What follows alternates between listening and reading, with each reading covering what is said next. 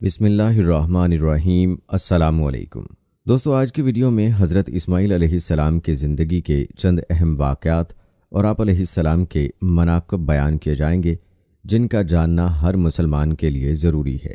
پیارے دوستو، آپ کو بتاتے چلیں کہ حضرت ابراہیم علیہ السلام کی پہلی شادی اپنی چچا زاد حضرت سارہ علیہ السلام سے ہوئی، لیکن وہ ایک عرصے تک اولاد کی نعمت سے محروم رہیں۔ ایک دن حضرت سارہ علیہ السلام نے ان سے فرمایا، آپ علیہ السلام ہاجر علیہ السلام سے نکاح کر لیں، شاید اللہ تعالیٰ ان کے بطن سے اولاد عطا فرما دے۔ دراصل یہ سب کچھ من جانب اللہ ہی تھا۔ چنانچہ آپ علیہ السلام نے حضرت ہاجر علیہ السلام کو اپنی زوجیت میں لے لیا اور پھر شادی کے 1 سال بعد ہی انہوں نے حضرت اسماعیل علیہ السلام کو جنم دیا۔ روایات کے مطابق اس وقت حضرت ابراہیم علیہ السلام کی عمر مبارکہ 86 سال تھی۔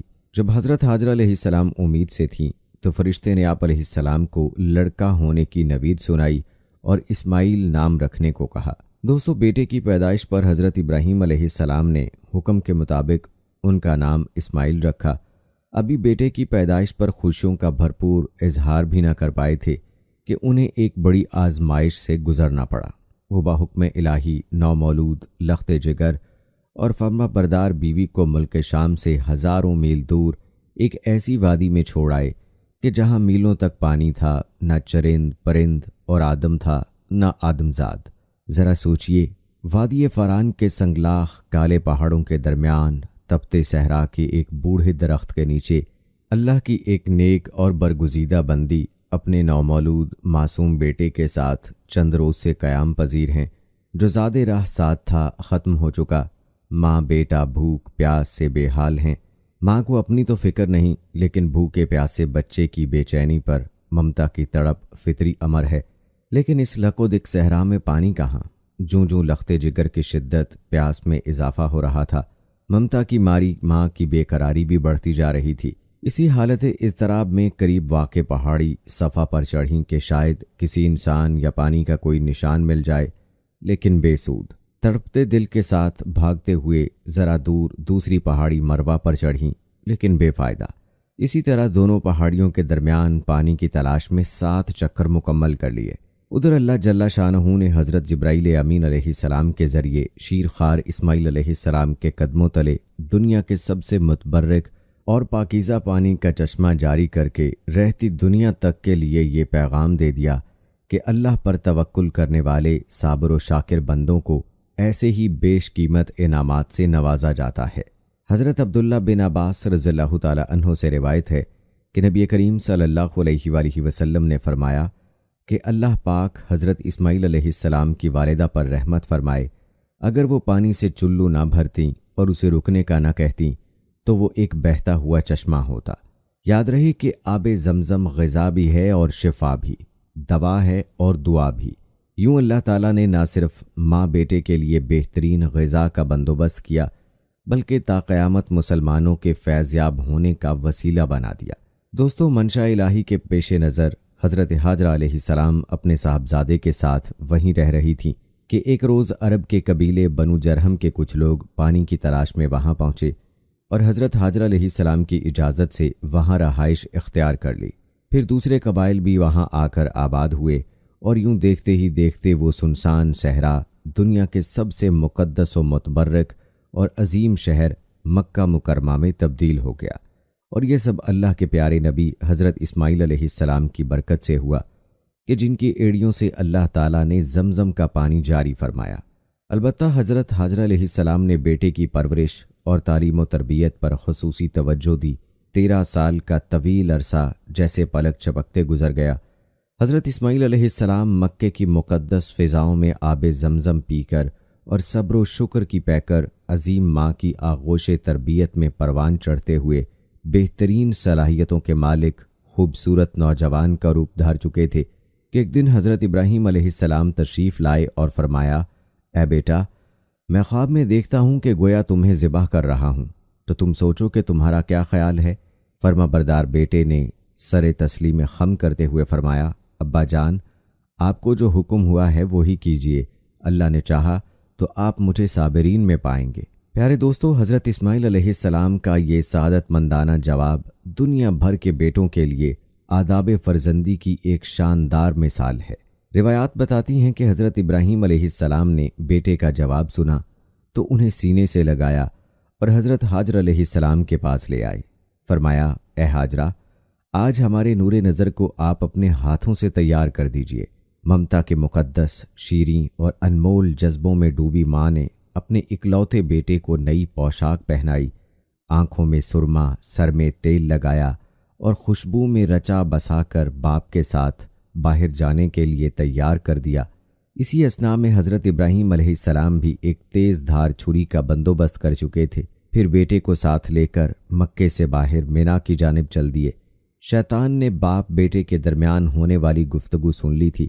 جب اس نے صبر و استقامت اور اطاعت خداوندی کا یہ روح پرور منظر دیکھا تو مضطرب ہو گیا اور اس نے باپ بیٹے کی اس قربانی سے باز رکھنے کا فیصلہ کر لیا۔ چنانچہ جمرہ عقبہ کے مقام پر راستہ روک کر کھڑا ہو گیا۔ حضرت ابراہیم علیہ السلام کے ساتھ موجود فرشتے نے کہا، یہ شیطان ہے، اسے کنکریاں ماریں۔ حضرت ابراہیم علیہ السلام نے اللہ اکبر کہہ کر اسے 7 کنکریاں ماری، جس سے وہ زمین میں دھنس گیا۔ ابھی آپ علیہ السلام کچھ ہی آگے بڑھے تھے کہ زمین میں اسے چھوڑ دیا اور وہ جمرہ وسطیٰ کے مقام پر پھر ورغلانے کے لیے موجود ہوا۔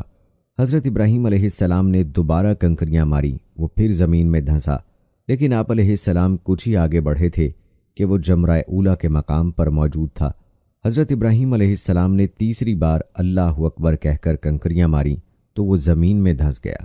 پیارے دوستو، اللہ تبارک و تعالیٰ کو ابراہیم خلیل اللہ کا شیطان کو کنکریاں مارنے کا عمل اس قدر پسند آیا کہ اسے رہتی دنیا تک کے لیے حج کے واجبات میں شامل فرما دیا۔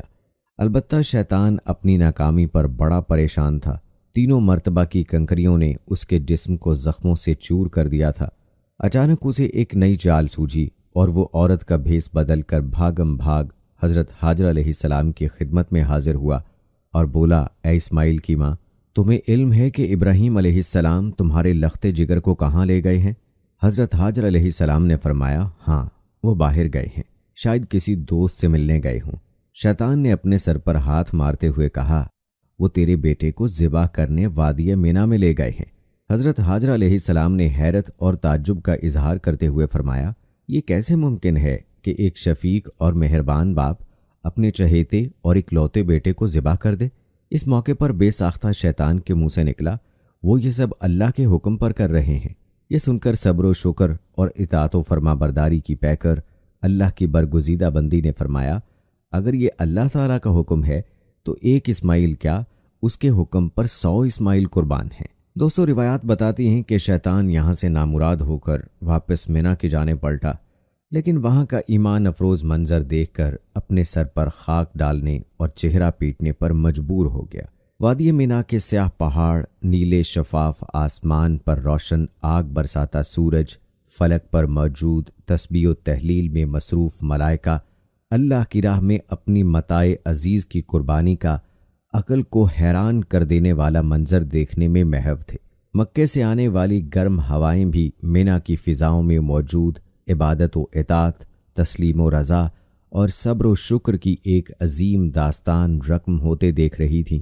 روایت میں آتا ہے کہ جب حضرت ابراہیم علیہ السلام نے حضرت اسماعیل علیہ السلام کو لیٹنے کی ہدایت دی تو حضرت اسماعیل علیہ السلام نے فرمایا، ابا جان، میں پیشانی کے بل لیٹتا ہوں تاکہ آپ علیہ السلام کا چہرہ مجھے نظر نہ آئے، اور آپ علیہ السلام بھی اپنی آنکھوں پر پٹی باندھ لیں تاکہ جب آپ علیہ السلام مجھے ذبح کر رہے ہوں تو شفقت پدری کے امر الہی پر غالب آنے کا امکان نہ رہے۔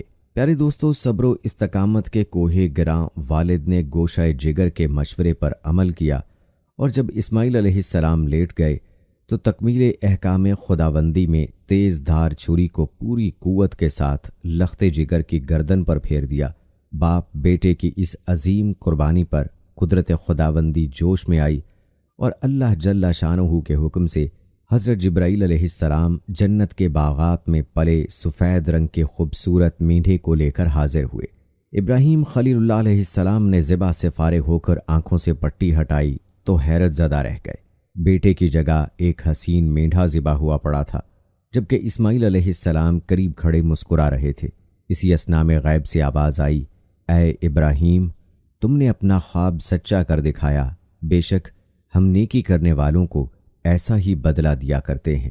پیارے دوستو، حضرت ابراہیم علیہ السلام اور حضرت اسماعیل علیہ السلام کے اس بے مثال جذبہ ایثار، اطاعت و فرما برداری، جرأت و استقامت، تسلیم و رضا اور صبر و شکر پر مہر تصدیق ثبت کرتے ہوئے اللہ تعالیٰ نے قرآن پاک میں فرمایا ہے، اور ہم نے اسماعیل کی عظیم قربانی پر ان کا فدیہ دے دیا۔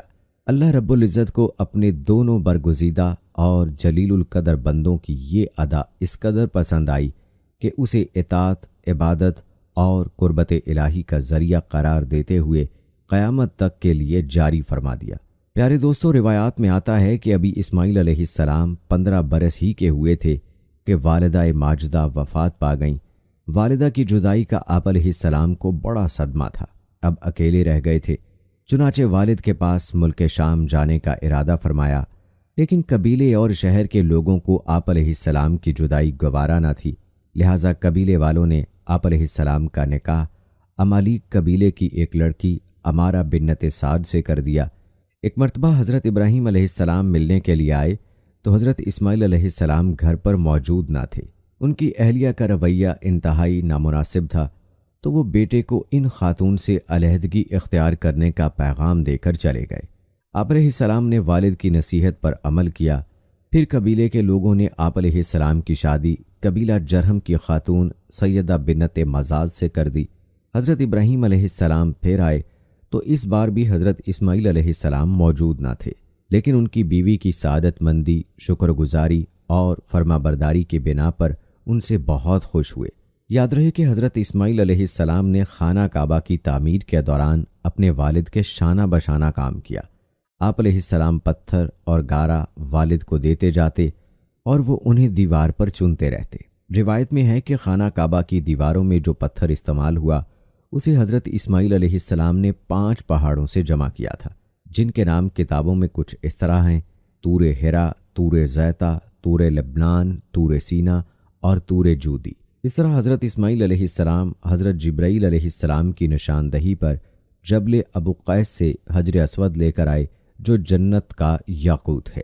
سورہ بقرہ کی آیت نمبر 127 میں اللہ تعالیٰ فرماتے ہیں، اور جب ابراہیم اور اسماعیل بیت اللہ کی بنیادیں اونچی کر رہے تھے تو دعا کیے جاتے تھے کہ اے ہمارے پروردگار، ہماری یہ خدمت قبول فرما، بے شک تو سننے والا اور جاننے والا ہے۔ پیارے دوستو، خانہ کعبہ کا پہلا متولی ہونے کا اعزاز بھی حضرت اسماعیل علیہ السلام کو حاصل ہے، کیونکہ تعمیر مکمل ہونے کے بعد حضرت ابراہیم علیہ السلام نے خانہ کعبہ کی صفائی، امامت اور آنے والے زائرین کے خدمت سمیت تمام کام حضرت اسماعیل علیہ السلام کے سپرد فرمائے اور ان کو نصیحت و ہدایت دیتے ہوئے بیت اللہ شریف کا متولی مقرر فرمایا۔ پھر آپ علیہ السلام خود واپس ملک شام چلے گئے۔ حضرت اسماعیل علیہ السلام کی وفات کے بعد آپ علیہ السلام کے بیٹے نابت بن اسماعیل علیہ السلام کعبے کے متولی بنے۔ اسی طرح اسماعیل علیہ السلام کو نبوت بھی حاصل ہوئی اور اللہ تعالیٰ نے حضرت اسماعیل علیہ السلام کو حجاز مقدس اور اس کے آس پاس کی تمام آبادیوں نیز قوم جرہم، قوم امالیک اور اہل یمن کی طرف نبی بنا کر بھیجا۔ دوستو، یاد رہے کہ اسماعیل علیہ السلام ہمارے پیارے نبی حضرت محمد مصطفیٰ صلی اللہ علیہ وآلہ وسلم کے جد اعلیٰ ہیں۔ پیارے دوستو، بات کی جائے آپ علیہ السلام کے اوصاف حمیدہ کی تو قرآن مجید میں حضرت اسماعیل علیہ السلام کے 3 اوصاف نہایت صراحت کے ساتھ بیان کیے گئے ہیں۔ نمبر 1، تعمیر کعبہ کے دوران اپنے والد حضرت ابراہیم علیہ السلام کے شانہ بشانہ شریک رہے۔ نمبر 2، آپ علیہ السلام وعدے کے بڑے پکے اور سچے تھے۔ نمبر 3، آپ علیہ السلام لوگوں کو نماز اور زکوٰۃ کا حکم دیتے رہتے تھے تاکہ وہ اللہ کے عذاب سے بچ جائیں، جیسا کہ اللہ تعالیٰ نے قرآن پاک کی سورہ مریم کی آیت نمبر 54 اور 55 میں فرمایا، اے نبی، کتاب میں اسماعیل علیہ السلام کا بھی ذکر کیجیے، بے شک وہ وعدے کے سچے اور ہمارے بھیجے ہوئے نبی تھے، اور وہ اپنے گھر والوں کو نماز اور زکوٰۃ کی تعلیم دیتے تھے، اور وہ اپنے پروردگار کے ہاں پسندیدہ اور برگزیدہ تھے۔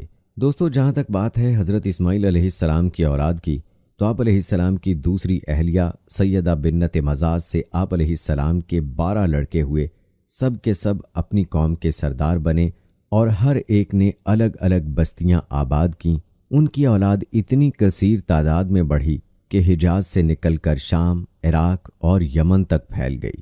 امام ابن کثیر رحمہ اللہ لکھتے ہیں کہ حجاز مقدس، مکہ، مدینہ کے تمام عرب حضرت اسماعیل علیہ السلام کے 2 صاحبزادوں یعنی قیدار اور نابت کی اولاد میں سے ہیں۔ پیارے دوستو، مورخین نے لکھا ہے کہ دنیا میں جو شخص سب سے پہلے گھوڑے پر سوار ہوا وہ حضرت اسماعیل علیہ السلام تھے۔ اس سے پہلے گھوڑا وحشی جانور تھا۔ حضرت اسماعیل علیہ السلام نے اسے سدھایا اور مانوس کیا اور پھر اس پر سواری کی۔ حضرت عبداللہ بن عمر رضی اللہ تعالی عنہ سے مروی ہے کہ رسول اکرم صلی اللہ علیہ وآلہ وسلم نے فرمایا، گھوڑوں کو اپناؤ اور ان پر سواری کرو، بے شک یہ تمہارے باپ حضرت اسماعیل علیہ السلام کی میراث ہے۔ دوستو، کہتے ہیں کہ حضرت اسماعیل علیہ السلام کو مختلف زبانوں پر عبور حاصل تھا۔ اموی رحمہ اللہ ایک حدیث بیان کرتے ہیں کہ رسول اکرم صلی اللہ علیہ وآلہ وسلم نے فرمایا کہ پہلا شخص جس نے واضح عربی زبان کے ساتھ زبان کھولی وہ اسماعیل علیہ السلام ہیں، اور یہ اس وقت 14 سال کی عمر کے تھے۔ عربی کے علاوہ آپ علیہ السلام کو قبطی اور عبرانی زبان پر بھی عبور حاصل تھا۔ آپ کو بتاتے چلیں کہ حضرت اسماعیل علیہ السلام نے 137 سال کی عمر میں وفات پائی۔ آپ علیہ السلام کو کعبۃ اللہ کے صحن میں مزاب رحمت اور حجر اسود کے درمیان اپنی والدہ کے پہلو میں سپرد خاک کیا گیا۔ اللہ رب العزت سے دعا ہے کہ اللہ تعالیٰ آپ علیہ السلام کے درجات کو بلند فرمائے اور آپ علیہ السلام کی قبر پر کروڑوں رحمتیں نازل فرمائے، آمین۔ تو دوستو، یہ تھی ہماری آج کی ویڈیو۔ امید کرتے ہیں کہ آپ کو پسند آئی ہوگی۔ اس ویڈیو کے متعلق اپنی رائے کا اظہار کمنٹس باکس میں لازمی کیجیے گا۔ ملتے ہیں اگلی ویڈیو میں، تب تک کے لیے مجھے اجازت دیں۔ اللہ حافظ۔